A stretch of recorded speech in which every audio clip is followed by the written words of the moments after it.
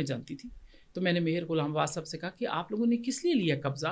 उन्होंने कहा कि हमने यहाँ कोविड का करना है। मैंने कहा कोविड का अगर आपने कोई चीज़ बनानी है तो उससे मेरे ऊपर वारान के बोर्ड, ये जो कलमा लगा हुआ है, इनको क्यों तोड़ रहे हैं? इन चीज़ों को क्यों आप डैमेज कर रहे हैं? या अगर आपका कोई ऐसा रीज़न है तो बट आई कैन अंडरस्टैंड कि जिस तरह उन दिनों हॉस्पिटल्स भी वो ले रहे थे, होटल्स भी ले रहे थे, गेस्ट हाउसेस भी ले रहे थे, तो इट वाज अंडरस्टैंडेबल कि अगर उनको चाहिए तो क्यों ना मैं इसके लिए करूँ। मगर उसमें जिस तरीके से वो चीज़ें तोड़ रहे थे और वहाँ डंप ट्रक्स खड़े थे जिनमें हमारे ऑफिस की चीज़ें निकाल के फेंक रहे थे उसमें, तो मैंने कहा ये क्यों रिमूव कर रहे हैं? तो उसमें मैं बार मैंने जब पूछा, मैंने कहा तो कोई जवाब नहीं दिया। मैंने उनसे कहा कि बाद में जिनका मुझे नाम पता लगा कि वो कैप्टन शुएब उनका नाम था, ADCGR थे, तो मैंने उनसे बोला कि आप ये क्यों कर रहे हैं? आपको मैंने मेहर गुलाम आबाद साहब से कहा कि आप हमें जानते नहीं है कि मैं जिस घर से ताल्लुक़ रखती हूँ, आप हमें कोई कागज़ दिखा दें, अगर आप कागज़ पे आपने कोई ऑथराइजेशन है तो हम अभी डेपो वेकेट करके चले जाएंगे। ठीक है। तो ही सेड, कैप्टन शुएब ने कहा देखें बड़े जर्नल वर्नल और हमें ना बताएं कोई। और मेहर गुलाम आबाद साहब ने मेरे वालिद के लिए बड़े मायूब अल्फाज कहे। उन्होंने कहा अगर आप अपने आप को बड़े घर का समझती हैं तो हम भी आपसे कम नहीं हैं। आगे से ही जवाब दिया। मैंने बार कह रही हूँ कि आप कागज़ दिखाएं।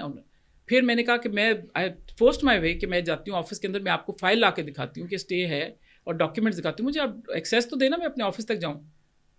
अच्छा। तो दे पुश्ड मी और अंदर से मुझे कमरे में लॉक कर दिया, ऊपर से बोल्ट कर दिया। पुराना आपको डेपो पुराना था तो उसके कुंडी छपके का होता है, तो वो उन्होंने कुंडी लगा दी। मेक इट मोर सिंपल जी। आपके नज़दीक who was behind this and why?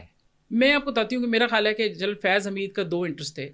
एक तो पहला इंटरेस्ट तो ये था कि उनको ये ज़मीन मिल जाए और इसके ऊपर वो उन्होंने पहले ही बताया था हमने प्लाजा बनाना है, and it was heart of Saddar में इतनी expensive land. For me it was not expensive because you see मेरी प्रॉपर्टी नहीं थी, मैं उसको हासिल नहीं कर सकती थी। But then he could do that उनको वो एक्सपेंसिव प्रॉपर्टी मिल जाती और उसे वो प्लाजा बना लेते। तो वो आप सोचिए कि imagine 17 kanal is huge property जिसके अंदर आप पता नहीं कितने प्लाजे बना लेते। तो दैट वाज द आइडिया। अब क्या स्टेटस है उस प्रॉपर्टी? अब वो स्टेटस ये है कि वो उसकी वजह से चूँकि हम फिर झगड़ा शुरू हो गया, बहुत शोर मचा, पब्लिक बहुत फरवर था कि बहुत ज़्यादा लोगों ने शोर मचाना शुरू कर दिया कि भाई इतना ज़्यादा आपने इनके साथ ज़्यादती की है। मैं बहुत रोई भी थी उस दिन के मुझे धक्के दिए। So sorry.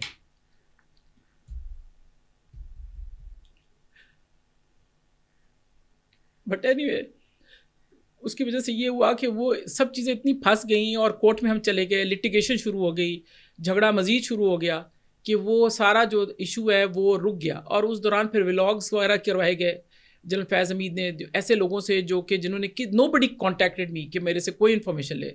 दे ट्राइड कि मुझे they wanted to paint me in a bad. That could be the saddest episode ना कि आपके खिलाफ एक कैंपेन चला दें और उसमें आप ये कहें कि ये कब्ज़ा माफिया हैं, ये तो गैर कानूनी कब्ज़ा था, सब चीज़ थी। मैं आज कागज़ लाई हूँ आपको दिखाने के लिए कि मेरा लीगल कब्ज़ा कैसे था, किस तरह इन्होंने गवर्नमेंट ने स्टे लिया हुआ था, हमने भी लिया हुआ था स्टे के एसेट्स के ऊपर कि ये कहीं हमारे एसेट्स हैं। जी मैं दिखा देती हूँ, स्क्रीन तो पे दिखा दें जरा उस पे ना जी कि ये ऐसे था इस तरह जी। ये मैं कागज़ है, इस तरह बहुत सारे कागज़ हैं। मैं बारी बारी कि मुझे किस तरीके से PRTC डेपो, इसकी तस्वीरें आप बाद में दिखा दीजिएगा कि किस तरीके से मुझे लीगली हैंड ओवर हुआ। मैंने कभी पोजेशन कब्ज़ा नहीं लिया, मैंने कभी कोई ज़बरदस्ती नहीं की कि किस तरीके से मुझे डेपो मिले, किस तरीके से कोर्ट में मेरे हक़ में फ़ैसला आया कि ये हमने जो कि भाई हमने गवर्नमेंट के ख़िलाफ़ केस जीता। गवर्नमेंट वेंट इनटू उसके अपील के अंदर कि और हमारे अपील के अंदर हमारी चीज़ कि कहीं अपने एसेट रिमूव ना कर दें, तो हाँ उन्होंने हम पे स्टे ले लिया।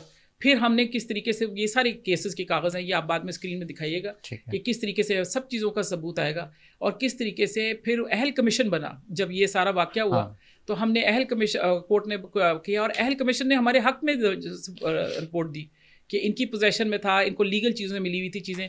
उसके बाद किस तरीके से केस उसके बावजूद खारिज करा दिए गए और अब हम सुप्रीम कोर्ट तक गए हुए हैं मगर हमारा केस को लगने नहीं देते थे। अच्छा, इसमें सबसे इम्पॉर्टेंट क्वेश्चन ये रेज़ होता है कि ये जो तमाम तर प्रॉपर्टीज़ जिसका भी आपने जिक्र किया जी, इसका आपके वालिद साहब और आपके जो भाई हैं जी, उनका क्या स्टेक है, उनके कितने शेयर्स हैं इसमें? देखिए मैं इस पर कसम खा सकती हूँ कि मेरे वालिद और मेरे भाइयों का 1 रुपया भी इसमें शामिल नहीं।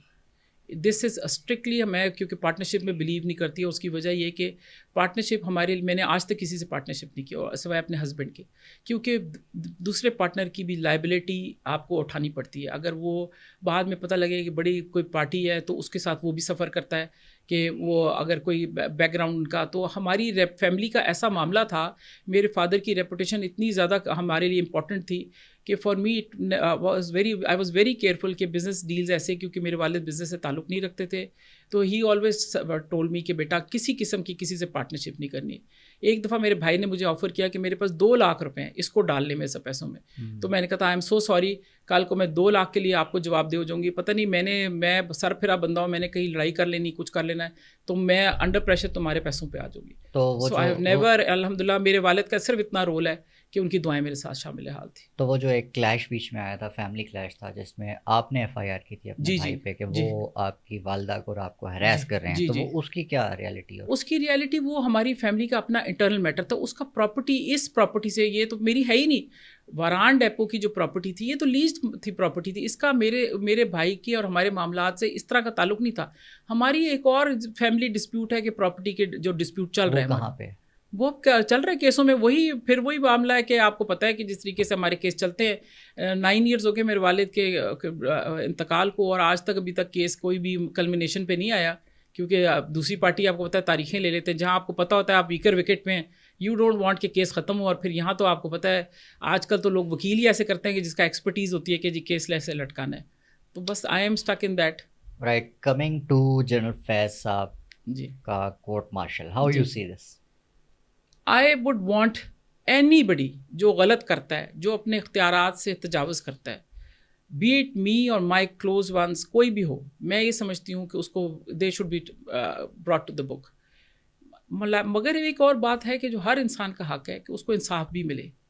تو انصاف کا مطلب بالکل یہ نہیں ہے کہ جنرل فیض حمید چونکہ جنرل تھے, چونکہ DGISI تھے, چونکہ اتنے پاورفل رہے ہیں, تو لہٰذا انصاف کا مطلب ہے کہ وہ اس کی طرف ٹلٹ کرے.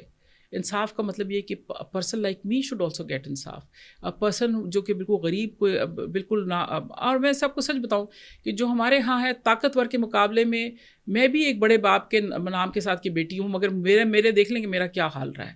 اس لیے, اور لوگ کہتے ہیں کہ آپ کے ساتھ یہ ہو رہا ہے تو ہمارے ساتھ کیا ہوگا, تو میں کیا کروں, کیونکہ جو طاقتور ہوتا ہے وہ بالکل پاگل ہو جاتا ہے, اور وہ اپنے تکبر میں وہ کچھ کر گزرتا ہے کہ وہ کسی کی پرواہ نہیں کرتا, اور وہ اس کو یہ بھی احساس نہیں ہے کہ میں جیسے کہتی ہوں, مجھے سب سے زیادہ تکلیف یہ ہوئی ہے کہ وہ فوجی تھے, کہ مجھے تو اپنے فوجی نے دکھی کیا ہمارے ساتھ. اس وقت جس وقت میں نے جس دن یہ واقعہ ہو رہا تھا, میں نے جنرل باجوہ صاحب کے سسر جو ہیں جنرل اعجاز امجد, ان کے ساتھ ہمارا کافی ملنا جلنا تھا.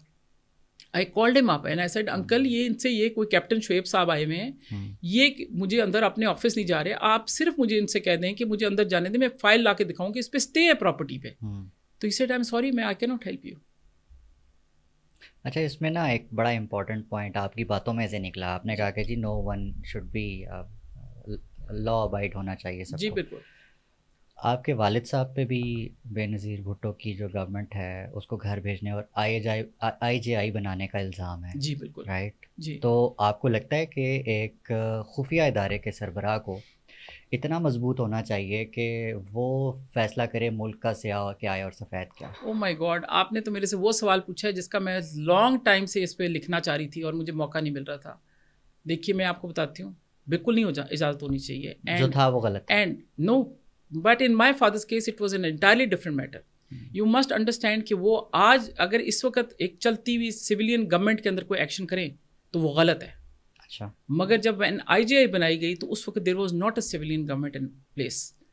اینڈ جس وقت میرے والد نے, اس سے میں نے یہ کئی بارہا سوال پوچھے ہیں اور میرے والد نے ہمیشہ ایکسیپٹ کیا, الزام نہیں ہے, میرے والد صاحب نے اس کو قبول کیا ہے کہ یہ میں نے IJI بنائی تھی under the instruction of my boss, جو کہ ابھی بھی اس وقت جنرل اسلم بیگ حیات ہیں, اور آپ جا کے ان سے پوچھ سکتے ہیں, because my father was serving general Aslam Beg. Was it right?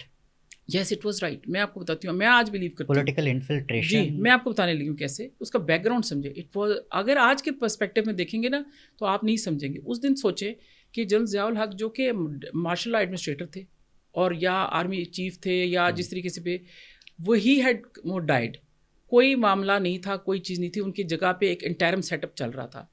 آپ نے ایک پولیٹیکل گورنمنٹ لانی تھی. آپ, because my father had given a briefing جس میں انہوں نے, مجھے آج تک یاد ہے, انہوں نے کہا تھا کہ میں نے اس کا ٹائٹل رکھا تھا it is our rendezvous with destiny, democracy is the rendezvous with destiny. تو وہ اتنے فرم بلیور تھے ڈیموکریسی میں. بٹ